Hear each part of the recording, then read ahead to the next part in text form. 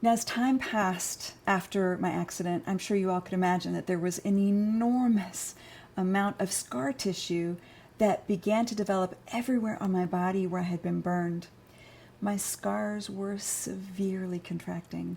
It was so thick and dense that my right arm was literally stuck down to my side here like this. I literally couldn't raise it more than 3 inches from my hip. I didn't want to live like that. I went to every single physical therapist I could find, but everyone kept giving me the same answer. Allison, I'm so sorry. There's nothing we can do. My doctors didn't give me any other options, so of course I sought out the best people I could find. I went from place to place.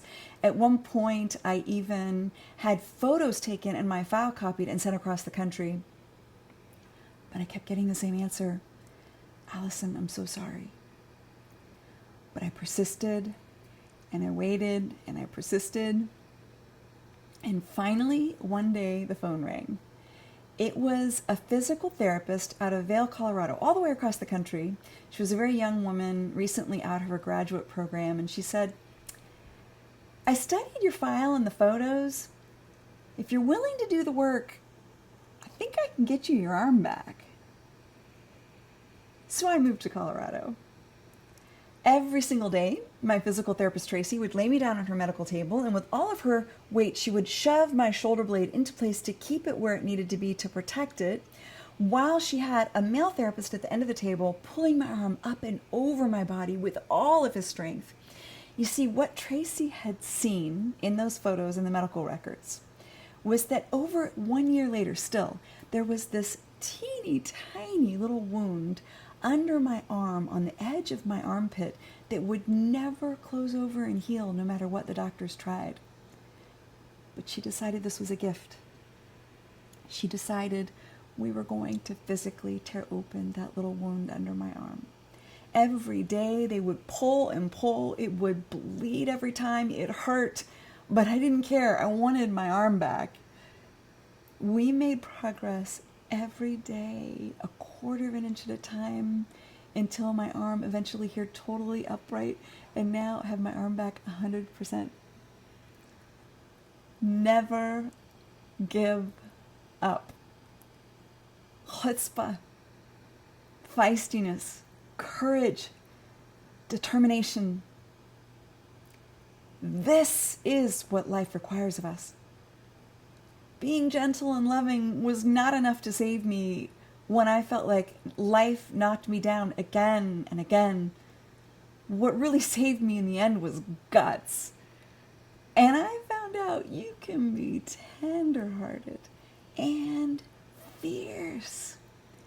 And I experienced a strength within myself I'd never known.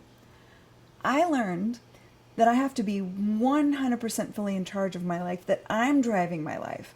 I learned to wake up every day and say, I'm taking charge from the tips of my toenails to the top of my head with every ounce of my willingness and my ability.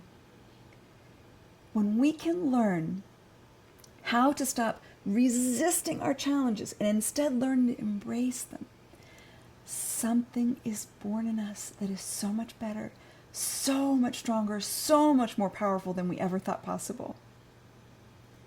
We are all so much stronger than we have any idea. We are all capable of overcoming incredible trials, of reaching places deep inside ourselves we never imagined. There's a reservoir of strength and courage inside each of us. The idea is to remember it, to remind ourselves every day that it exists, to use it, to enjoy it. Life has shown me that no matter how hard it gets, never give up on yourself. Never give up on other people. Reach out. Let people in. Listen, every day I thank God for my life. And every day I say yes to life. I'm a yes. I'm all in. I always ask myself, what if this was my last day on earth? What if I were to die tomorrow? Not in a morbid way, but in a wonderful way. When I have a nice thought about someone, I tell them, I don't wait. When I see my family, I swoop them up, I hug them, I tell them I love them. I want to know, did I love? Was I total?